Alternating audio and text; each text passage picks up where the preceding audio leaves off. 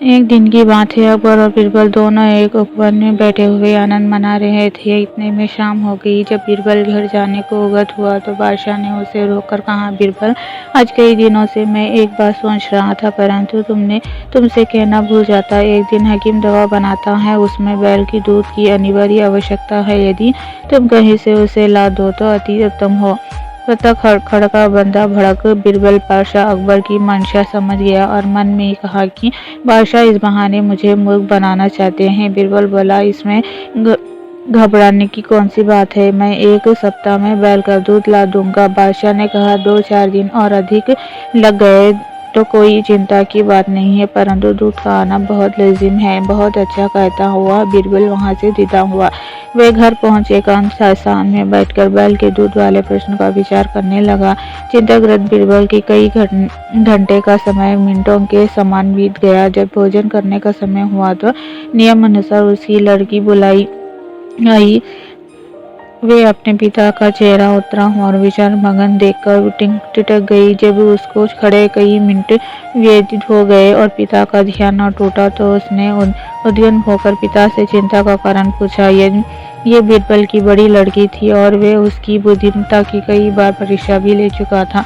फिर भी ऐसे गुण विषय में उसे सफलता मिलेगी ऐसे आशा स्वप्नों में न भी नाम थी। इसीलिए कुछ समय तक उसकी बातों को अनसुनी कर टाल मटोल करता रहा। पुत्री के पूर्ण अनुरोध करने पर उसे विश्व होकर बादशाह का जटिल प्रश्न सुनना पड़ा। कन्या बोली, पिताजी, ये कौन सी ऐसी कठिन बात है जिसके लिए आप ऐसी चिंताकुल हो रहे हैं। चलिए, भोजन का समय बीता जा रहा है, मैं उसका उत्तर 1 हफ्ते के भीतर ही बादशाह को पहुंचा दूंगी। लड़की के ऐसे उत्तर से बीरबल की चिंता घटी और इसका भोजन करने लगा। इस प्रकार जब 2 दिन भी व्यतीत हो गए तो बीरबल की लड़की ने एक नई तरकीब निकाली। वे ढूंढकर बहुत सारे पुराने वस्तुओं को घर से बाहर निकाल लाई और उनका एक गट्ठा तैयार किया। जब आधी रात का समय हुआ तो उस गट्ठे को सिर पर लाद कर नदी तट पर जा पहुंची और छियों कर वस्त्र पछराने लगी। बादशाह का महल ठीक नदी तक बना हुआ था। अर्धी रात्रि के समय नींद के प्रथम बाहर के जब कपड़ा धोने की आवाज बादशाह के कान में पड़ी तो उनकी नींद भंग हुई और पहरे वाले संतरी को पुकार कर बोला, देखो, इनकी रात्रि में कौन धोबी कपड़े छाट रहा है, उसे तुरंत पकड़कर मेरे पास लाओ। पहले वाला सिपाही हुक्म पाते ही कई अन्य सिपाहियों के साथ वहां पर जा पहुंचा जहां से कपड़े धोने की आवाज आ रही थी।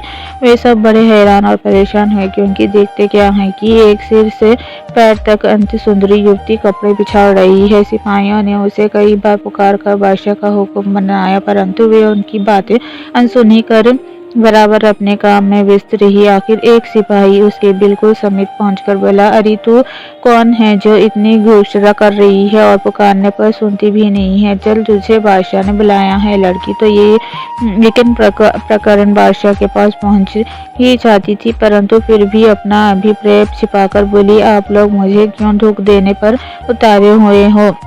लो, मैं अपने घर चली जाती हूँ। सिपाहियों ने कहा, खबरदार, तुम्हारा भला इसी में है कि सीधे हम लोगों के साथ बादशाह के पास चलो। लड़की कपड़ों को जहाँ तहाँ छोड़ उनके पीछे हो ली और जब बादशाह ने सैंती पहुंची तो बड़े अदब से झुक कर सलाम किया और डरी हुई होकर एक किनारे खड़ी हो गई।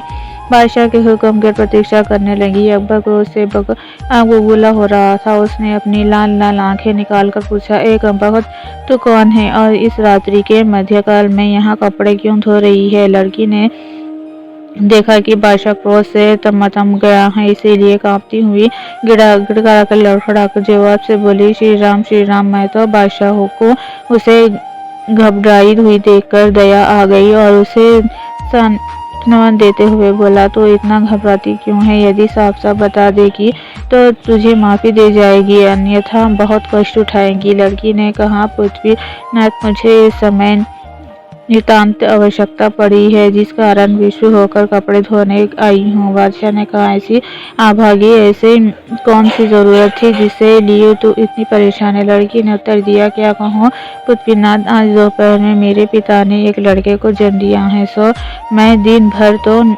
और कामों में परेशान थी। इस वक्त फुर्सत पाने पर कपड़े धोने आई हूँ क्योंकि साफ कपड़ों की आवश्यकता आन पड़ी है। लड़की के ऐसे कौतूहलपूर्ण उत्तर को सुन बादशाह बड़ा आश्चर्यचकित हुआ और उसे फटकारते हुए बोले, रे नादान छोकरी, तू क्या बक रही है? क्या तेरा दिमाग खराब तो नहीं हो गया? भला पुरुष को भी कहीं लड़का पैदा होता है। लड़की स्वासु देखकर विनम्रता पूर्वक बोली, पृथ्वीनाथ, जब पुरुष को लड़का नहीं हो सकता तो बैल को दूध कैसे होगा? बादशाह अकबर को अपनी पहली बात समझ आ गई। चकित होकर लड़की से पूछा, कहीं तुम बीरबल की लड़की तो नहीं हो? लड़की ने उत्तर दिया, जी हाँ पृथ्वीनाथ, आपका अनुमान बिल्कुल ठीक है। बादशाह उसकी इस चतुरता से बड़ा प्रसन्न हुआ और उसका आभूषण और द्रव्य पुरस्कार में देकर बड़ी इज्जत से पालकी में बैठाकर विदा किया। लड़की ने घर पहुंचकर पिता का चरण स्पर्श कर रात की घटना का सारा वर्तमान कह सुनाया। बीरबल अपनी बुद्धिमता कन्या से बहुत प्रसन्न हुआ और उसका पुरस्कार उसे लौटाकर बहुत आशीर्वाद दिया।